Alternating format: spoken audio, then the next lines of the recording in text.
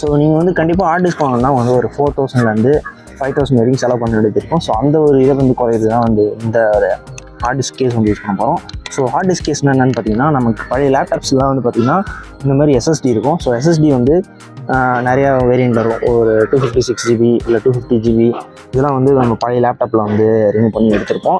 So இதை வந்து நம்ம ரீயூஸ் பண்ணலாம். ஸோ அது தெரியாமல் நிறைய பேர் நிறையா வச்சுருப்பீங்க.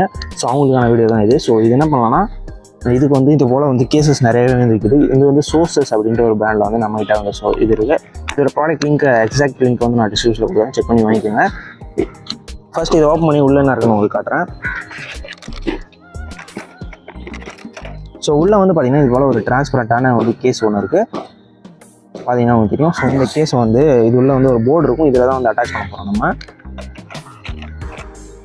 அண்ட் தென் இதில் வந்து அட்டாச் பண்ணுறதுக்கு ஒரு கேபிள் வந்து கொடுத்துருப்பாங்க. ஸோ இதில் வந்து போர்ட் வந்து கொஞ்சம்